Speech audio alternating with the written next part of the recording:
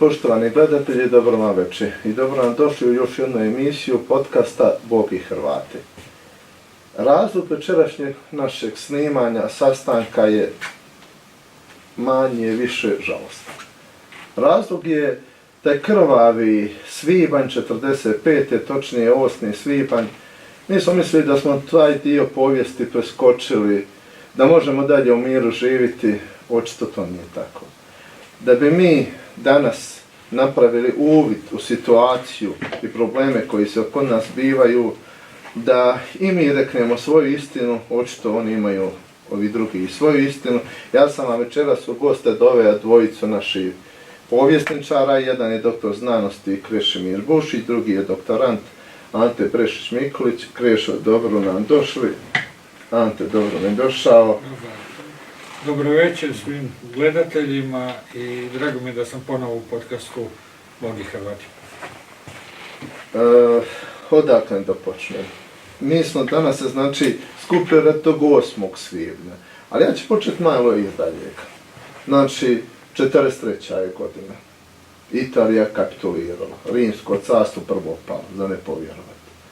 Rapalski ugovori više ne vrijedi. Rimski ugovori više ne vrijede. Mene zanima što je točno istina. Znači, poglavnik u tom trenutku pokušava bar administrativno da vrati Dalmaciju i otoke domovine Hrvatskoj. Postoje dvije priče. Jedni kažu da to je formalno napravljeno, ali da to nikad nije doživjelo do kraja. Dva su razloga toga neuspjeha. Jedan je razlog što su Nijemci jedan dio tog teritorija ponovo uzeli, a drugi je razlog, kako naši kažu, da ti hrvatski partizani nikad nisu ni željeli da se vrati u krilo Hrvatske. Znači, uvijek kod nas Hrvata dvije istine. Vjerovatno ni jedna nije od njih do kraja 100% ispravna, ali evo mene zanima što vi kao povjesničar i doktor znanosti možete na tu temu reći. Ja bih ipak, pošto smo ovu emisiju zamislili da nešto progovorimo o komunističkim zločinima na kraju Drugog svjetskog rata, ipak napravio jedan mali uvod i otišao na sam početak rata, odnosno na razdoblje prije početka Drugog svjetskog rata na ovim našim prostorima. Znači, već tamo negdje od 39. godine je započen rat u Europi, ali iste godine mi imamo i potpisivanje sporazuma između dva totalitarizma, između Hitlera i Staljina, odnosno između nacističke Njemačke i komunističkog Sovjetskog saveza. To prvo treba uočiti i imati u vidu. Kraljevina Jugoslavija se je spremala za taj rat i moram reći da su već pred Drugi svjetski rat rađene reforme armijskih oblasti. Vojnom doktrinom Jugoslavija se trebala braniti na svojim granicama, a ako se ne može braniti, onda se trebalo povlačiti opet prema Albaniji, odnosno prema Grčkoj. Nemojte zaboraviti da 1939. godine Jugoslavija ulazi u Trojni pakt i malo je poznata činjenica da su Srbi za ulazak u Trojni pakt dobili luku Solin i izlaz na Egejsko more. To su jako dugo krili, pa čak to nije ni javnost u Srbiji znala, te su izbile demonstracije koje su engleska obavještajna služba potaknila u Beogradu i došlo do puča i to je povod da Hitler isplanira napad na Jugoslaviju. Vrlo brzo, 1941. godine, Jugoslavija je napadnuta sa više strana, sa snažnom, nije se jugoslavenska kraljevska vojska mogla mjeriti sa njemačkim, talijanskim, mađarskim i bugarskim snagama i u kratkotrajnom travanjskom ratu se raspala. Već i prije osnivanja nezavisne države Hrvatske 10. travnja počinjeni su ratni zločini od strane jugoslavenske vojske u povlačenju prije svega priključenih četničkih jedinica. Jer kako sam rekao, prije početka Drugog svjetskog rata, odnosno 39. 40. godine rađena je reforma kraljevske vojske i svakoj jedinici jugoslavenske vojske, svakoj armiji priključeni su četnički pukovi kao partizanske jedinice. I to se malo zna, u povijesti je to zabilježeno, ali to recimo u analizama vojne strategije i zašto četnici partizanski djeluju i zašto su u krajnjoj liniji povezani tijekom rata, u početku rata, pogotovo u Lici, na teritoriju nezavisne države, ustanak kad se diže i u Bosanskoj krajini i Dalmaciji, diže se zajedničko partizansko-četničke jedinice. Nemojte zaboraviti da je suradnja bila i u takozvanoj Užičkoj republici, također je Tito osobno pregovarao sa Dražom Mihajlovićem u Ubu i nekim drugim mjestima, pregovarali su o zajedničkoj suradnji i borbi. Da bi tijekom rata se iskristalizirale dvije strane. Četnici su se pridružili partizanima kao antikomunističke jedinice, dok su partizani zagovarali ratovanje zajedničko protiv, kako su oni rekli, narodnih domaćih izdajica i okupatora. Do 1943. godine, dok nije kapitulirala Italija, četnici su blisko surađivali sa Talijanima, kasnije će blisko surađivati i s Njemcima. Tobože se govori o politici čekanja da oni neće, ali oni su ratovali najviše na teritoriju NDH i najviše im je smetala osnutak nezavisne države Hrvatske 10. travnja 1941. godine. Jel to znači da oni ipak su većim mjerom krivi zašto se nije mogao taj dio Dalmacije i otoka pripojiti Hrvatsku? Ja ne vidim zašto nisu mogli. Ante Pavelić 1943. je prvi pripojio kako je on rekao, matici zemlji, ali on nije imao formalnu vlast jer su Talijani predali oružje partizanima. To je zanimljivo. U povlačenju odnosno u predaji Italijana, masa oružja je stigla u ruke partizana, tu su se partizani naoružali, formirane su se nove partizanske jedinice na području Dalmacije koje kasnije će preći u Bosnu i dalje. Poznato je da su dalmatinski partizani sudjelovali i u velikim borbama na Neretvi i Sutjesci i dali velike žrtve u toj borbi.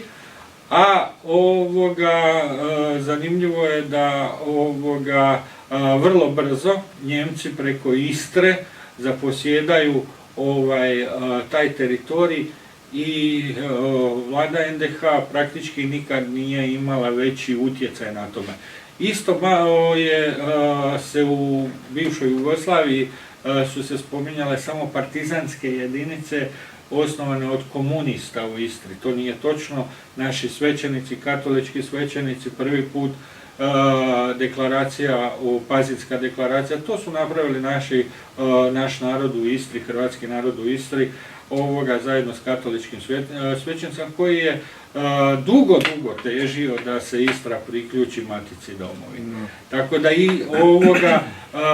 u povijesti tek od 90. godina počinjemo, ajmo reći, neke skrivene ili iskrivljene dijelove povijesti otkrivati, pa i raditi svojevrsnu reviziju istina koje su bile prikazane u komunističkoj Jugoslaviji. Ante, aj molim te, tebe bi nešto upitala, ali nešto me kopka prije nego što postavim pitanje, šta ti je to na Weberu? Vidim da je neki krije, što si blizu mene, čemu si točno radi? Pa evo, prije svega Jozo, hvala što si me pozvao u ovu emisiju, pozdrav naravno svim gledateljima. Ovo na reveru možda i prepoznate iz duge hrvatske prošlosti, a to je nešto što u ikonografiji se naziva hrvatskim križem ili također Zvonimirov križ ili domobranski križ. Zapravo radi se o jednom trolistu koji je preko domobranstva posebice u to vrijeme postao jedan uistinu hrvatski rašireni simbol i on se danas upravo nalazi najčešće na grobištima posvećenima žrtvama Bleiburga i križnih puteva. Naravno, kako sada obilježavamo jednu tužnu godišnjicu, početak zapravo jednog velikog zlosretnog događaja, jednog velikog zločina nad našim narodom, onda upravo zato u čast svih onih nevinih koji su stradali u ovim zločinima počinjenima nad hrvatskim narodom upravo i nosi taj znak hrvatskog križa, odnosno Zvonimirova križa koji je upravo jedan od najprepoznatljivijih simbola vezanih uz žrtve Drugog svjetskog rata sa hrvatske strane. Dobro, kad si mi već spomenuo Zvonimira, daj reci mi, ta Zvonimirova linija i odbrana Zagreba, je to bio mit 45. ili nije mit? Pa zapravo između mita i stvarnosti, jer uistinu jest postojalo, ali više manje služilo je zapravo ponajprije propagandi tadašnje vlasti koja je shvaćala ozbiljnu situaciju i nadolazeći pad same NDH. Ta Zvonimirova linija je ustrojena prema jednom modelu koji je već dobro funkcionirao, a to je bio onaj Srijemskog fronta. Na Svjetskom frontu je ponajprije hrvatska vojska tadašnja, naravno u svoje saveznike koji su tada zapravo bili više manje samo još Njemci, stvorila jedan obrambenu liniju koja je uistinu i dobro zaustavljala ponajprije sovjetske vojnike i sovjetske postrojbe koje su nadolazile i one su naravno bile tada popunjene i tim jugoslavenskim armijama. Kada se taj model prebacio na zapad, ona je bila u nizu nekoliko linija, to je valova, koja se dijelila na istočni istaknuti front, sjeverni, južni, tako dalje. Upravo najbolje složen je bio taj u smjeru juga i jugoistoka grada Zagreba i u tom je pravcu primjerice išla prva jugoslavenska armija. Što je zanimljivo, kod te prve jugoslavenske armije, njoj je prebačen taj 10. zagrebački korpus koji je zapravo prema toj nekoj političkoj želji trebao prvi ući u Zagreb i sami su svjedočili tim krvavim borbama koje su bile sve do zapravo skoro pa 8. već u samom Zagrebu neke i 9. svibnja. Ali više manje nije bio u cilju niti vlasti NDH da se ta linija provede u potpunosti u stvarnost, jer više je služila da osigura narodu neku vrstu, ajmo reći tako, utjehe da je sve sigurno dok se oni povlače. Više manje su se tada zadnjih dana nadali i u vlasti samoj NDH, ali i u društvenim isto i kulturnim i općenito svim segmentima našeg društva da će doći do nekog dogovora sa saveznicima i da će se to sve zaustaviti, ali više manje sve zapravo više služilo toj propagandi da jednostavno se malo narod umiri, iako na nekim položajima ta Zvonimirova linija je uistinu zaustavljala brze prodore kako sovjetskih, tako i isto jugoslavenskih postrojbi, što je isto spasilo mnogo pučanstvo, jer znamo kako je primjerice po Bihaću završilo naše pučanstvo, govorim na civile, kada je ubrzo preko noći praktički ušla jugoslavenska vlast. A sad kad si mi spomenuo tu 10. brigadu, krešu da tebe upitam. Rat se završava tako kako se završava. S juga smo ratovali s Talijanima, sa zapada, neću Italijana, ja ću reći ratovali, s juga smo ratovali s fašistima, sa sjevera s nacistima, s istoga s komunistima. Nema s kime nismo ratovali. Rat se završava tako kako se završava, kroji se nova karta svijeta, na toj karti nema Hrvatske. Znači, očito nismo im dobro došli. Jer sad mene zanima, pošto Ante spomenija 10. tu brigadu, da li je tog 8. svibnja ipak Hrvatska izdata od hrvatskih partizana? Neću ja reći da bi ovi iz 10. brigade bili nježniji, nisu ni oni bili sveci, ali pa pustili su Koču Popovića s drugom brigadom i znamo šta je se desilo. Jedan dan u Zagrebu, mislim, veliki je to i posao, jedan dan ubit od 8 do 10 tisuća Zagrebčana. Znači, pitanje je izravno, bilo manje zločina i je li Zagreb izdat od hrvatskih partizana? Pa sam zapovjednik 10. Zagrebačkog korpusa Ivan Šibl je gorko zaplakao što nije on, kako kažu svjedoci, što on nije ušao u Zagreb sa hrvatskim partizanima, odnosno sa hrvatskim brigadama i divizijama, jer jedino je Zagreb od svih partizanskih korpusa imao Zagrebački korpus, imao ime po gradu, ostali su svi imali brojeve, odnosno drugačije su se zvali. Nisu ni po jednom gradu imali.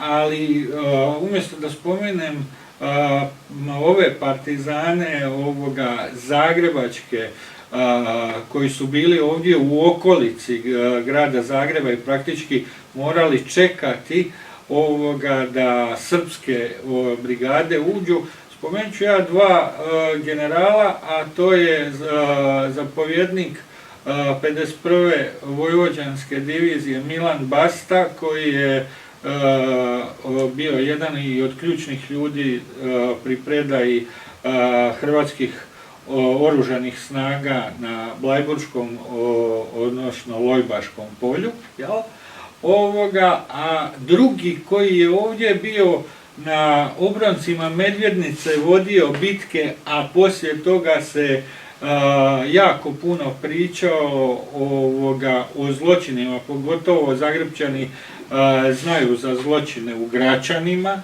i okolici na Medvednici. Tu su se vodile zadnje bitke između Njemaca i Ustaša.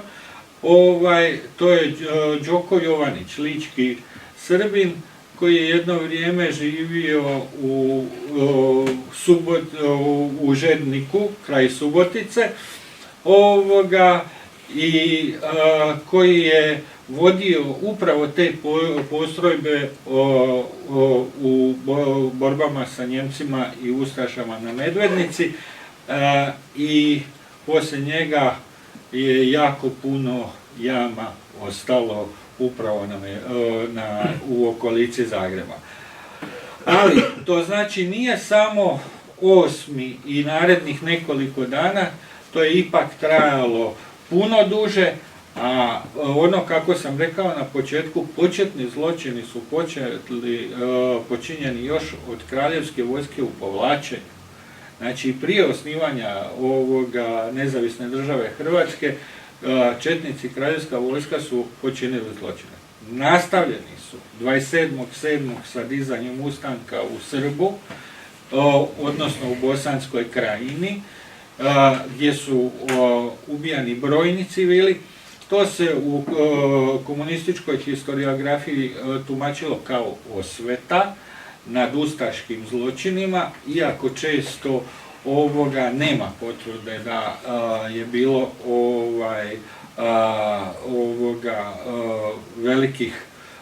velikih zločina u tim danima, jer praktički Hrvatska država kad nastaje, ona nema ni vojnicu ni policiju.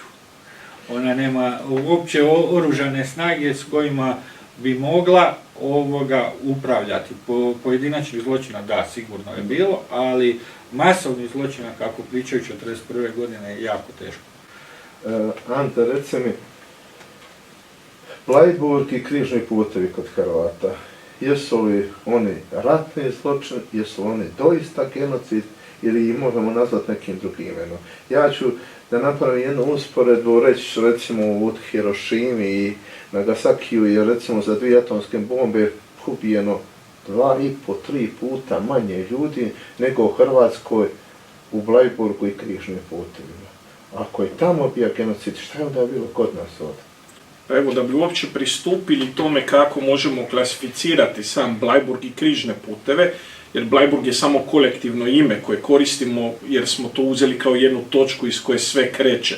Zapravo on uključuje zločine prije i zločine nakon predaje same vojske i civila. Ponajprije bih rekao to je aristocid. Znači, moramo usporediti sa sličnim zločinima. I ako uzimamo jedan vrlo sličan zločin koji je počinjen nad poljskim intelektualcima, poljskim časnicima, to je zločin u Katinu, od strane Sovjeta vidjet ćemo taj isti uzorak koji je zapravo moskovska škola, koji je prebačen naravno kroz naše partizane i komesare u svom prljavom poslu zapravo zatiranja jednog naroda. Znači, zašto sam rekao aristocid? Aristocid znači da se selektirano biralo visoko časništvo i časništvo, intelektualci koji su izdvajani iz grupa koje su bile hodile prema povratku i likvidirane već u prvim danima, dok baš najvišima se i nešto malo sudilo. U drugu ruku, i van tog praktički uništavanja naše intelektualne elite, jedne elite čitavog naroda, što je dio jedne klasne borbe. Primjerice, spomenut ću što jedan jugoslavenski povjesničar sam je rekao, koji je i bio učesnik partizana, koji je proveo zapravo cijeli rat u zatvoru, ali eto, partizan je, Bogdan, koji kaže da zapravo glavni cilj svega je bila klasna revolucija. Sada, nazivala se to Jugoslavija ili Europa, njima nije bilo važno. Njima je bilo najvažnije provesti tu klasnu revoluciju. I to je ta marksistička ideologija u tijelu. U drugu ruku, uz, naravno, ta ubojstva, mi imamo i klasični genocid, gdje imamo selekciju ljudi, civila, djece i žena na temelju njihove vjerske i etničke pripadnosti. Namjerno kolone prolaze kroz određena mjesta gdje je nehrvatsko većinski stanovništvo, ponajprije srpsko, gdje se masovno iživljavaju i čine zločini na tim Hrvatima. Isto tako imamo i teritorijalna preuređenja. Primjerice, Hrvatima se brani povratak na prostor oko Banja Luke gdje ste imali veliku količinu hrvatskog življa. Tako da sam Bleiburg, ako idem baš kategorizirati u općem smislu, jer on ima i odlike aristocida, ima i odlike i genocida, ali prije svega bih upotrijebio jedan naslov koji koristi američki politolog Rudolf Rummel, a to jest democid. Zapravo democid je jedan zločin koji uključuje i aristocid i genocid i zapravo radi se o zločinu počinjenom od jedne vrste vlasti nad narodom. U ovom slučaju možemo sa sigurnošću reći da Bleiburg i križni putevi su zločin komunističke jugoslavenske vlasti kroz njihove organizacije kao što su partizanski pokret, to je tada već jugoslavenska armija, kroz njihove obavještajne službe, posebice OZNA kasnije, koji provode te zločine u cilju zapravo i provođenja komunističke klasne revolucije i isto tako etničkog čišćenja Hrvata. Kreš, reci mi momente, zašto struka šuti po ovome pitanju?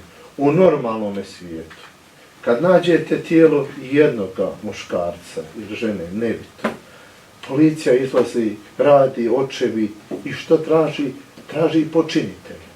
Nama su sve rupe, sve jame pune do vrha. Svi sve znamo, struka šuti. A nije to jedna, to je pola i ona ubijeno Hrvata. Evo, Ante sad reče, ipak je to selektivno rađeno. Znači, nije da nisu znali. Ja bih rekao da ipak od 90. godina na ovamo, ja mislim da je struka zbog ideoloških razloga prešućivala žrtve Bleiburga do 90. godina. Ipak od 90. nekako smo do 90. imali samo ona sjećanja unutar obitelji gdje su majke u crnom plakale za svojim muževima, sinovima, sestrama i braćom, ali poslije 90-ih jako puno toga izašlo i knjiga i žrtvoslovnika i pa čak i forenzičkih istraživanja u pojedinim jamama. Je li to dovoljno?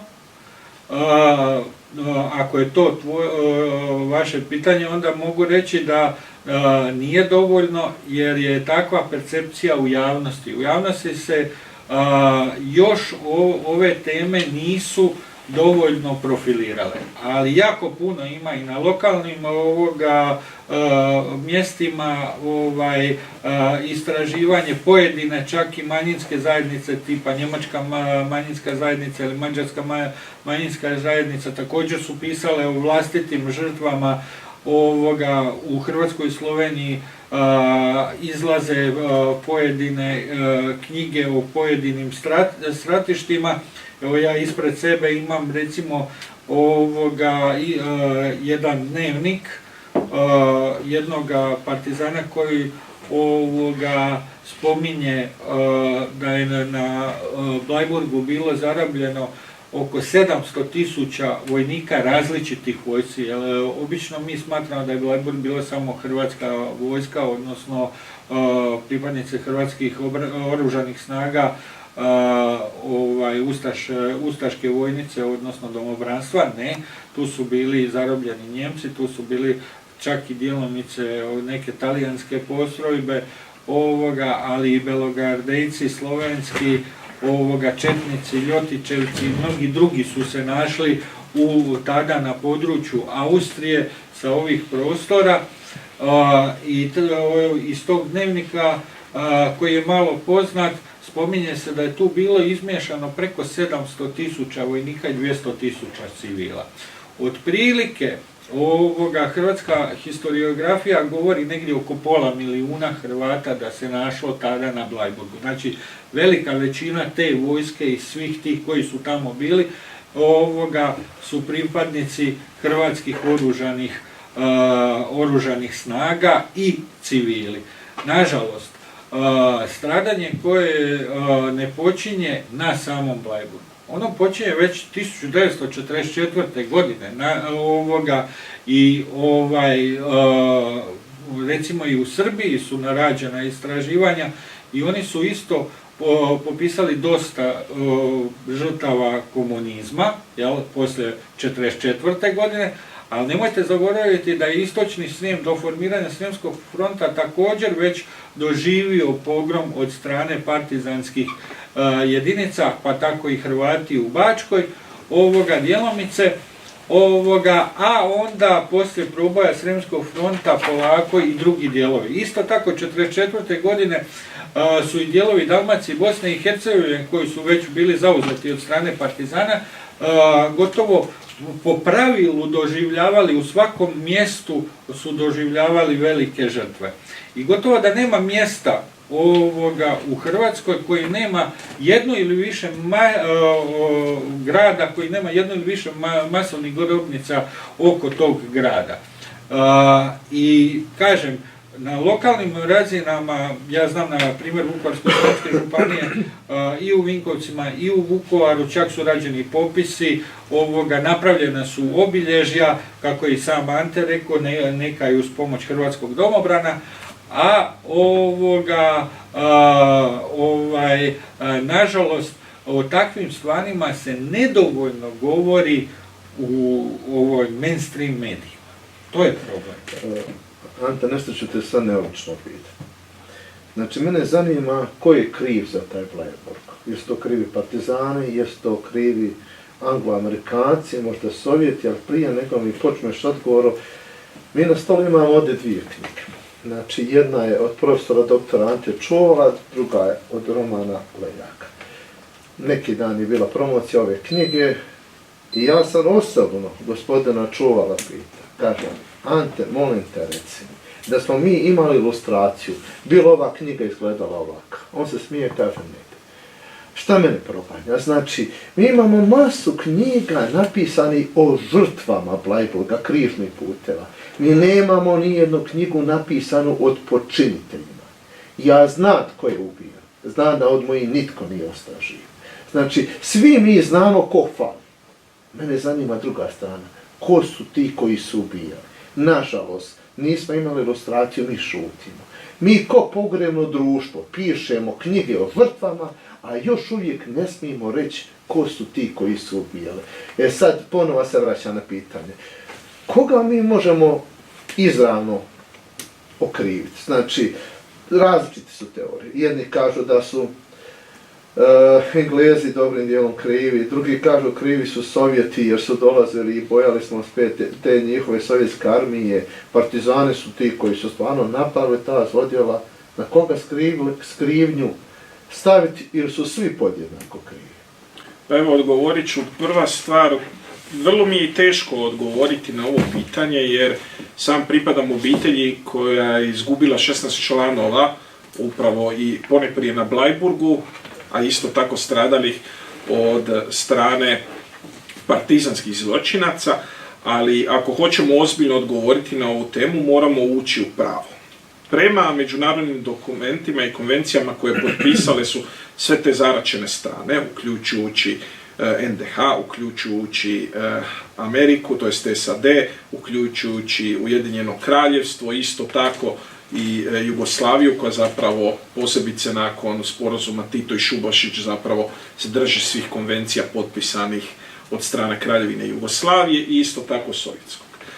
Postoji jedna zanimljiva klauzula koja kaže da u slučaju predaje vojnika, da oni trebaju pripadati matičnoj strani protiv koje su se borili. To je recimo jedna praksa koju je i NDH sama prihvaćala, primjerice kada bi američki ili engleski, to jest britanski zrakoplovci bili zarobljeni na prostoru NDH, oni bi unutar godine dana bili isporučeni saveznicima, to jest Njemačkoj, koja bi dalje brinula o njima kao zatvorenicima. I sve bi to zvučalo lijepo i dobro da mi nismo imali Bleiburg i križne puteve. Upravo razlog zašto su se htjeli tadašnje vodstvo predati Anglo-Amerikancima i zašto su i već prije toga probali stupiti u kontakt sa zapovjedništvom u Caserti, i tu možemo itekako navesti i pokušaj Vjekoslava Vrančića i Andrije Vrkljana, koje je poslala tadašnja vlada NDH da probaju nekako dogovoriti sporazum, bilo o prelasku NDH na stranu saveznika ili predaji. Razlog glavni je bio da se partizani, odnosno jugoslavenska strana, neće držati međunarodnih sporazuma o ratnim zarobljenicima. Sve zaraćene strane su bile svjesne toga. I ako idemo iz jedne kršćanske perspektive, to je nalik, sad govorimo o anglo-američkoj odgovornosti, to je odgovornost koju možemo staviti slično kako je imao Poncije Pilat pri Isusovu suđenju. Pranje ruku ne znači da lišava čovjeka od moralne odgovornosti. Oni jesu rekli, to je stvar Jugoslavije, odnosno jugoslavenskih saveznika, tako kaže međunarodno pravo. Ali kada vi imate pred sobom čitav jedan narod, ne govorim o vojsci, vladi, već narodu, koji jasno moli za spas jer znaju, jer i vaši vojnici znaju, jer vaši časnici obavješteni sustav zna da se neće držati konvencija o ratu i ratnim zarobljenicima. Onda je vaša dužnost i prema međunarodnom pravu zaštititi te ljude i staviti ih po svoju brigu.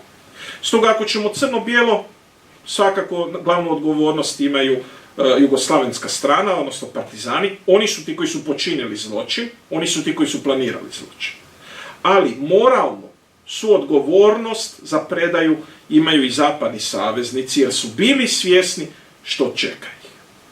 I upravo taj manjak racije i moralnosti u postupku prema ratnim zarobljenicima i civilima isto stavlja jedan magnum crimen njihove odgovornosti prema ovom velikom zločinu nad hrvatskim narodom. Ali evo, rekao je dobro isto i Krešo, radi se i o drugim narodima. Evo, spomenut ću istraživanja grofa Tolstoja, koji je zapravo došao u otkriće pogubljenja hrvatske vojske i civila, jer je proučavao na Bleiburgu, odnosno tom širem području, predaju kozaka, odnosno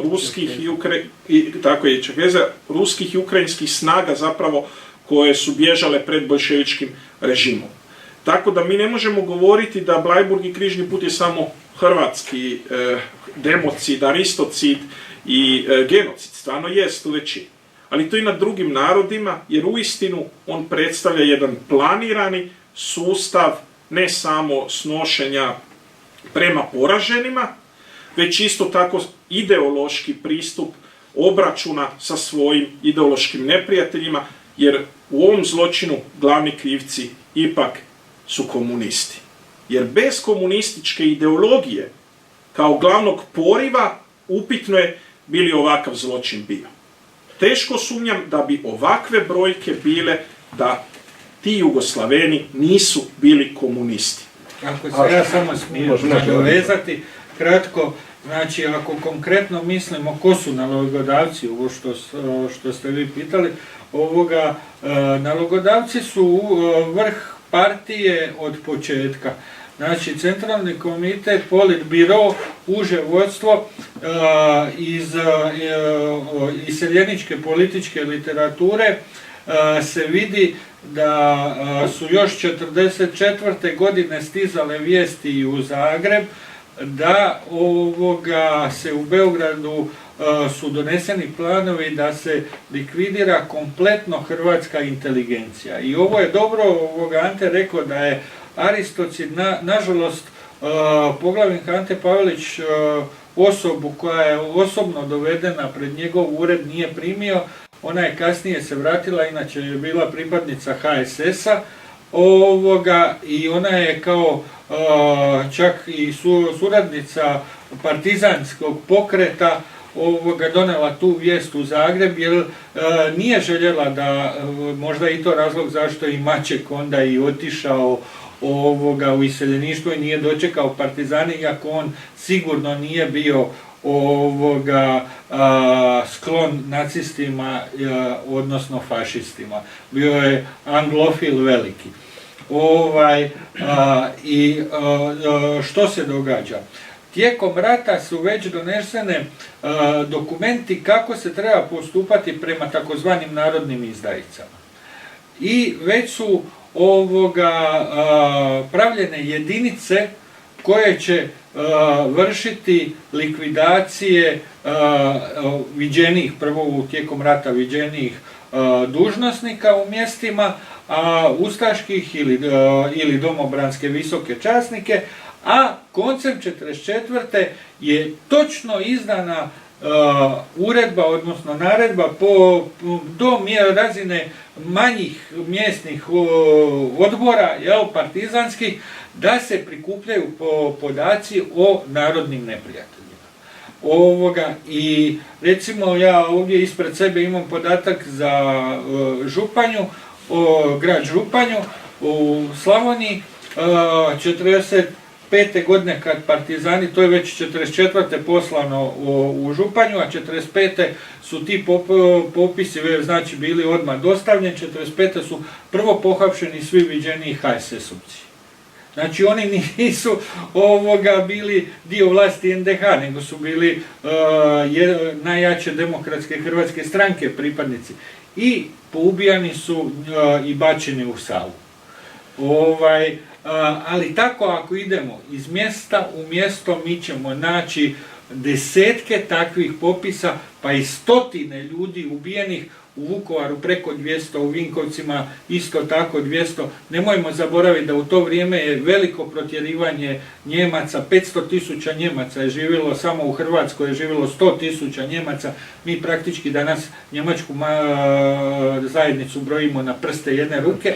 Isto tako mađarska zajednica, preko 50.000 ljudi je istjerano s područja bivše Jugoslavije. Evo, to je samo pokazatelj da je to bio planirani zločin. Ali preče, ja volim biti kratak i jasan. Ako ja sad uzmem pištolj i napunim ga i dam ga jednoj budali da se sa njim igra, jer ja mogu reći da ja nisam kriv. Hoćeš reći da Englezi nisu znali ko su partizani. Sam kažeš, sve su planirani. Hvala vam na tome. Najbolje odgovara Milan Basta, nisam ga bez veze spomenio jer je on bio i u samim pregovorima za predaju ustaških hrvatskih oružanih snaga, odnosno ustaške vojnice i domobranstva sa ustaškim i domobranskim časnicima visokim. I on je rekao da su ustaše rekli da će se oni predati samo Englezima. Ali je on odigrao takvu igru sa Englezima da su praktički Englezi na kraju predali njemu, odnosno partizanima, a on kad je pregovarao, on je rekao neće vam se ništa dogoditi. ali je držao figu u džepu jer on je to napisao u svojoj knjizi, rat je završio 7 dana kasnije, tako mu se knjiga zove. Do prodaje tada Hrvatske oružanih snaga, on je njih prevario i onda su krenuli teški križni putevi, jer oni su unaprijed znali šta će raditi.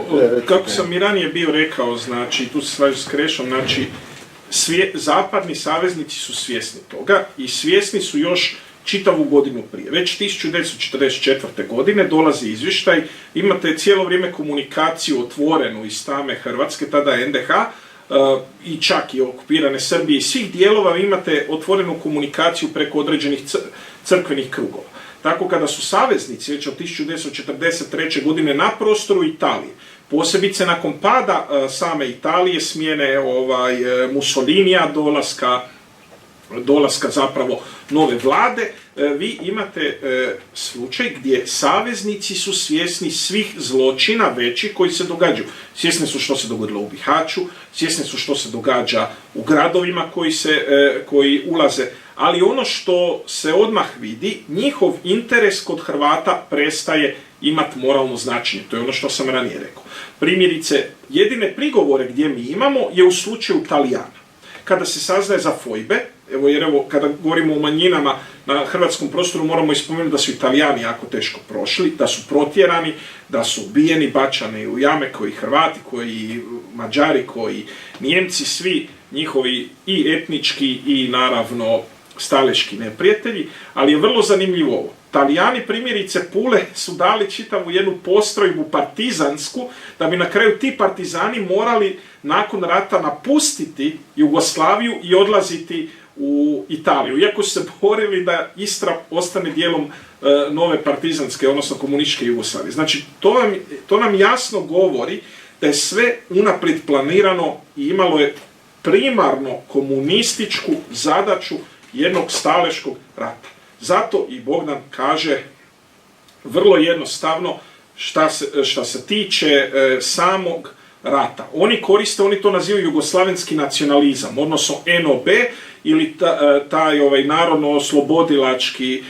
narodno-oslobodilačka borba. Oni zato koriste nazive kao što su neprijatelji i saveznici okupatora kako bi dignuli taj neki tobože jugoslavenski nacionalizam kojeg su htjeli probuditi kao germanski svijet se i talijanski urotio protiv slavenskog. Ali jasno, Bogdan Krizman kaže da njima nije bitno taj nacionalni čimbenik jugoslavenstva. Sutradan može biti jedna velika europska država. Bitno je provesti komunističku revoluciju.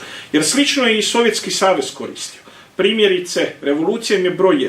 Ali kada je trebalo dignuti mase da se bore protiv Njemačke, tada Staljin koristi, to možemo nazvati sovjetski ili komunistički nacionalizam, gdje zapravo budi osjećaj, vi ste, zato jer ste Slaveni, ugroženi od Germana koji imaju protiv vas neku veliku želju vas pogubiti.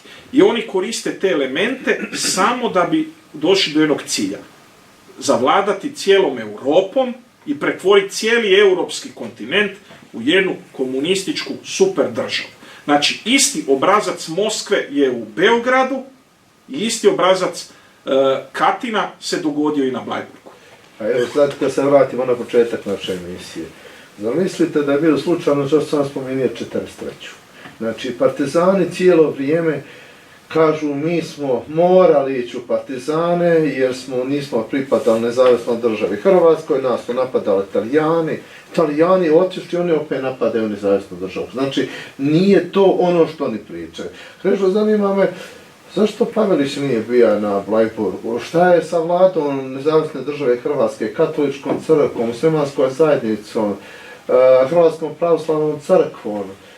Jer ima neki razloga, mislim, mi smo puni mitova, ali evo, pokušavamo neke stvari i razjasniti.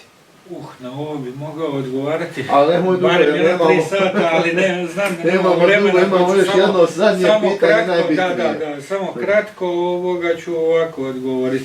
Znači, Pavelić nije točno da on je prošao kroz Bleiburg i nije on baš da nije bio, on je morao proći kroz to i on i Rupnik. Pa čak i ovaj dnevnik što sam spominjao, znači tamo ta 51. vojvođanska divizija, odnosno 8. vojvođanska brigada koja je bila sastavljena većinom od Hrvata i Sombora i Subotice, koji čak su dignuti s polja od 15 do 25 godina su morali se prijaviti u vojsku, bili degrutirani i odvedeni na front kao i sve vojske što su dizale tako naše seljake sa polja. Tako su i oni 44. godine digli i evo čovjek je došao skroz do Bleiburga. On čak spominje da su njima iz ruku kad su okružili, s jedne strane su bili Englezi i Amerikanci koji su postavili svoj ultimatum, s druge strane, druge 2-3 strane su bili jugoslavenski partizani, da su njima kroz ruke prošli Pavelić i Rupnik, slovenski suradnik nacističkog režima u Sloveniji. Ali zanimljivo je ovo, postavili ste pitanje i za hrvatsku vladu. I oni su došli na područje, neki su došli na područje Austrije, neki su čak došli na područje Italije, ali veliki dio ovih koji su se predali Englezima, oni su bili vraćeni u komunističku Jugoslaviju i njima je suđeno. Veći je problem za ove obične ljude, znači obične civile, obične vojnike, koji su bili od strane partizana zarobljeni. Oni su bez suđenja, a to je ratni zločin i to je, ako je nad civilima i genocid, jugoslavenski genocid nad nedužnim civilima, jer pazite, čak po ženevskim i haškim konvencijama, to se mora naglasiti, čovjek, vojnik koji odbaci pušku, mora se najmanje 5 do 10 km odvesti daleko od bojišnice da ne bi nastradao. I automatski, iako je on u uniformi, on postaje civil, s njima morate humano postupati. A ako imate civila, potpunog civila, ženu, dijete, starca, a imamo masu primjera i svjedočenja koje su tek kasnije izašla, koji su ljudi pričali gdje su ubijane i trudnice, ubijana su i djeca od 3 dana i ne znam šta sve ne, od strane da ne govorimo o onim kosama, što je nađeno u Hudoj jami i okolo, znači djevojačke duge pletenice, jer jednostavno ako su to civilne žrtve, to je čisti genocid.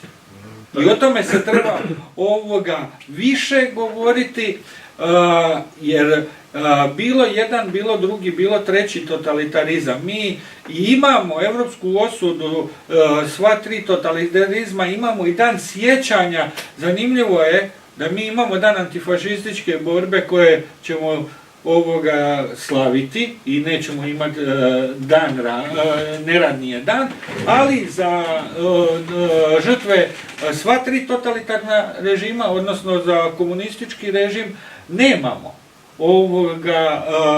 slobodni dan, odnosno neradni, da se barem tada prisjetimo i žrtava komunizma i da se otvoreno u medijima, u javnosti, barem jedan dan u godini komemoriraju ogromne žrtve. Neki kažu da su to možda od velikih osmanskih osvajanja još veće žrtve ove što su se dogodile na kraju 45. Odnosno ono što spominjam stalno, nije to kraj 45. to je već počelo 44. godine. Evo, ako se mogu samo nadovezati, ako pogledamo lentu vremena, primjerice Pavelić izlazi iz Zagreba 6. svibnja. 8. svibnja, kad u Zagreb ulaze jugoslavenske jedinice, tad ga ujutro Luburić napušta. Znači, ne može se govoriti kroz jugoslavensku propagandu, koja je i danas očito snažna, i zato i čekam jedva 15 godina kada ćemo moći 2041. godine govoriti o ovima bez tog totalitarističkog utjecaja na historiografiju. Jer ako pogledamo lentu vremena, onda ne odgovaraju neke stvari koje govore oni zagovornici slavlja takozvanog oslobođenja Zagreba. Jer 6. svibnja odlazi Pavelić, 8. svibnja odlazi Luburić, taj dan kad oni ulaze. Znači, to je dogovorena predaja grada. Mi imamo Đuru Kumičića koji je bio saborski kvestor, koji je imenovan da vodi i narodnu zaštitu, da preda mirno grad, da grad jednostavno ne pripada pod njenu ratničku boju. Imamo isto i ulogu katoličke crkve koja je tu da primopredaju izvrši. Znači, svi ovi zločini koji su učinjeni, oni nisu nastali niti kao odmazda, jer nije bilo ničeg da bi bilo odmazda. Bila su mala puškaranja po Zagrebu, čak imamo slučajeve gdje se pripadnici ustaške vojnice unutar HOS-a tog bore sa narodnom zaštitom. Zato ne možemo govoriti, kako se zove, da Zagreb je doživio odmazdu. Nije doživio odmazdu, doživio je zločin. Jasan, planiran zločin. Daj mi reći što se tiče obilježavanja Bleiburga. Po tome, gdje bi to bilo najbolje odraditi? Ako uzmemo križni put je nama počeo 8. svibnja iz Zagreba, pa smo otišli u Salzburg, pa smo se kroz šume provukli, pola nas nestalo. Gdje obilježavati?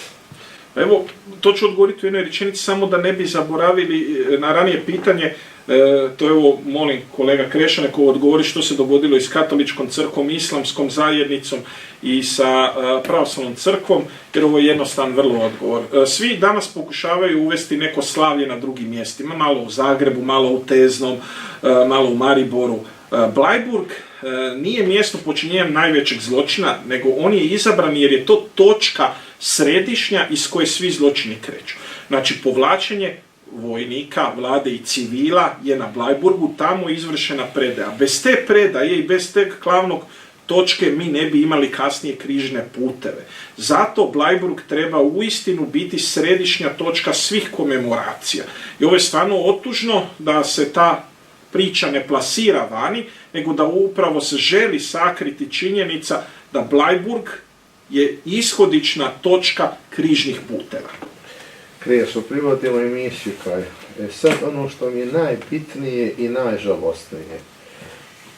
Trnjavski kres. Jer ima uopće smisla da ti postavljamo pod pitanje. Znaš ko organizira, znaš zašto se odvija, znaš i šta slave. Sad, ko je lud, mi ili on? Znači, mi smo 2 puta ratovali sa Crvenom zvijezdom. Prvi put kad smo izgubili, nestalo je pola milijuna Hrvata. A drugi put kad smo dobili, pa oni slave i kad su izgubili. Pa ja ne znam šta se s nama dešava, mene vjerujem i zaboli stomak od toga. Evo, mi znamo sad za 2-3 dana to će se desiti. Pa dobro, jesmo li mi normalni ili oni nisu normalni? Kako mogu u slobodnoj Republiki Hrvatskoj slaviti kad su glavni grad svih Hrvata porobili, pobili, isa se osjeti mir iz krvi pod našim zemljama i oni slave. Aj, molim te, meni se ne da o tome pričati. O tome se ja moram otvoriti jednom to pitanje i to stvarno otvoreno, iskreno i u dijalogu. Pa i meni čak nije problem da ovi s druge strane iz ovih skupina koje dolaze na Trnjanske kresove sjednu preko puta mene ili mojih kolega koji isto se povjesničara koji se još i više bave ovom temom nego što se ja bavim. Ali reću ovako, vrlo lukavo, jedna strana ideološka političkog hrvatskog spektra koristi 9. svibnja, odnosno dan pobjede nad nacizmom, odnosno kako oni kažu nad fašizmom, da bi propagirali i nastavili propagirati svoju propalu komunističku ideologiju koju vrlo vješto taj žal za Jugoslavijom, a ne žale sve žrtve, jer bilo bi pošteno da se slavi upravo dan kada u kolovozu kad se slavi dan svih totalitarizama, oni su ovo i vrlo vješto iskoristili, znači ovo što je dan pobjede u Europi, to slavi i Sovjetski savez i evo i Putin će i sad paradu praviti kao što je i Stalin pravio 45. tako i oni slave Trnjanske kresove. Znači to je ideološki i to su ovi koji su sada se kroz ove franšizno ili neko kako ih zovu sektaške priče ogrnili i u ove zelene i dugine boje i svakake boje. Znači to je ta lijevo-liberalna ideologija koja ne preza da bi sačuvala mit druge Jugoslavije, maršala Tita, a ne želi priznati da su počinjeni upravo u to vrijeme, znači tada, evo ja sam spomenuo i osobu koja se borila ovdje po Medvednici gdje su Gračani puni, gdje je moja Dubrava puna, mi ćemo 7. I obilježiti na Dubravi, na Ljubinskoj, kod jedne masovne grobnice koja nije otkrivena, još ima oko Zagreba grobnica koje nisu otkrivene, znači pazite oni koriste taj datum 9. upravo da bi kroz te Trnjanske kresove zadržali sjećanje na propalu jugoslavensku državu. Evo, završavamo emisiju, Ante, tebi čisto na ovu temu da se i ti nešto referiraš s tim šta mene zanima. Recimo, cijelo vrijeme mi promičemo kroz našu hrvatsku povijest nekakvu pomirbu i umjesto pomirbe ti slaviš zločine nad hrvatskim narodom. A to je nelogično. A da bar šute. Da meni je općenito malo smiješna ta ideja pomirbe, zapravo ako ulazimo u to tko je otac hrvatske pomirbe, odnosno potomaka ili djece, partizana i ustaša, to počinje Lubović. Zanimljivo, neće njega niko spomenuti. Kasnije tu isto retoriku preuzima Tuđman. Ono što mogu reći, jedina pomirba koja može postojati je kršćanska pomirba. To je jedina prava ispravna pomirba. Ja ću pokušati oprostiti svom neprijatelju. To je pomirba, to je ona pomirba koju imamo isto i na svetoj misi. Stoga, te neke priče da mogu postojati pomirbe dok mi imamo u Ustavu ZAVNOH, dok mi imamo dan antifašističke borbe, dok mi imamo veličanje petokrake, samo sa zastavom crven, bijeli, plavi, to očito im ne smeta, to nije nikakva pomirba. Meni ne trebaju nikakvi ostaci režima, bili oni partizanski, bili oni fašistički, nacistički, stvarno ne treba mi to. Mi imamo dugu povijest, tisućljetnu povijest i meni ne treba takva vrsta pomirbe. Meni treba pomirba kroz to da se ponajprije isprave nepravde prema onima koji su stradali u svim tim totalitarnim režimima, da ih se dostojno pokopa, da se dostojno obilježi njihovo nevino stradanje. Kada sve to ispunimo, kada istražimo sve te zločine, logore, jame, svih režima, tek onda možemo govoriti o pomirbi. Ali ne ovakvoj kako oni planiraju, nego onoj iskrenoj, onoj kršćanskoj, jer to je jedina vrsta pomirbe koja može postojati. Ako smijem samo nešto dodati. Dobro je rekao Ante, ali spomenuo je tu da je pomirba počela i prije ove Hrvatske države,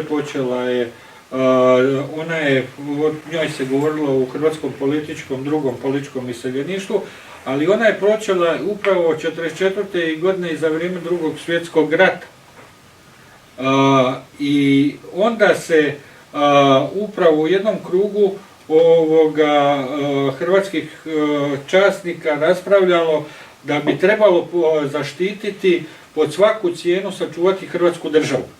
Jer mi smo jedina zemlja koja je izašla iz Drugog svjetskog rata da je izgubila svoju državu. Znači i Njemačka koja je bila nacistička ili Italija koja je bila fašistička ili ne znam neke druge zemlje koje su imale puno jače možda fašističke režime, ostale su kao države. Jedina zemlja koja je izgubila svoju državu bila je Hrvatska. Ali što su govorili ta grupa intelektualaca iz nezavisne države Hrvatske. Bili su spremni otići čak i oni u šumu zajedno s partizanima, hrvatskim partizanima. Ali su jasno razgraničili da su oni mislili na one hrvatske partizane koji su iz HSS-a otišli u partizane, znači iz građanskog sloja, ali nikako sa jugoslavenskim komunističkim partizanima. I nadali su se čak da bi moglo doći do suradnje između HSS-a i režima nezavisne države Hrvatske, dijela režima nezavisne države Hrvatske, ali to se nažalost nije dogodilo, a i onda kad su otišli u političko iseljeništvo, posebno ta grupa oko Hrvatskog narodnog otpora, u političkom iseljeništvu je jasno zastupala da treba doći do pomirbe, kako su rekli, ne sinova ustaša i partizana, nego točno bijelih partizana i bijelih partizana i pripadnika ustaške vojnice. Kreće, tamo sam ti ja odjaviti emisiju i pošto si 4-5 puta reka državu, evo ja sad vas pitam dvojicu povjesničara. Ja nisam povjesničar, ali sam pisac i svaka riječ ima svoje značenje. Znači sad kad vi upitate nekog prosječnog Hrvata kaj je dan državnosti, tada. Kako dan državnosti? Pa mi nemamo državu, mi imamo republiku. Znači, mi imamo dan republike, mi nemamo dan državnosti, pa jesmo li mi svjesni šta mi stvarimo? Evo, morate samo po riječ, ti ja te vjerovatno znaš i šta je država, šta je republika. Znači, mi nemamo gospodo državu. Mi smo imali jednu državu i mi smo izgubili. Sad imamo republiku. Da, zapravo, naziv republika mi smo naslijedili iz Jugoslavije, samo što smo odbacili 90. to slovo S, odnosno Socijalistička Republika Hrvatska, pa je ostala samo Republika Hrvatska. Ali evo, susjedi Mađari su to lijepo riješili, vratili su povijesnost u svoj ustav, makli su totalitarno razdoblje i Mađarsku su izbacili Republika Mađarska i proglasili ju Mađarska država, odnosno Mađarska, što je puno ispravnije. Mislim, po našoj državnosti, ja bih uzeo ipak stariju državnost, uzeo bi primjerice kneza Branimira i poznato papinsko pismo gdje on zapravo priznaje i time i našu državu i naš narod, koja počinje lijepim riječima ljubljeni sinu Branimiru. Mislim da je to bar bi trebao biti nama istek cjelokupne državnosti, jer ove sve priče su više ideološke naravi, a manje državotvorne. Kriješ, ako nemamo više šta da odjavimo. Respublika je isto jednako nama važna, samo da je mi sačuvamo. Ja bi jako se bojim da zbog našeg kratkog pamćenja, a vrlo lakih ideoloških sukoba, da dovodimo upravo gotovo svaku našu državu u opasnost da ona nestane, a nemamo baš tako ni dobro susjedstvo, bliže, i nisu ni u svijetu takve sigurnosne prilike dobre da bi se mogli igrati svojom državnošću. Neka nam ove Hrvatske i da ju gradimo i stvaramo i da bude što jača, pa onda... Znači, bolje išta nego ništa. Bolje išta nego ništa. Poštovani gledatelji, završavamo još jednu emisiju podcasta Bog i Hrvati. Ja se nadam da vam nismo bili dugi, dosadni, naporni. Ako jesmo, obećavam, drugi put ćemo biti bolji. Meni sad jednom preostaje da vas još pozdravim sa hrvatskim starim pozdravom Bog i Hrvati.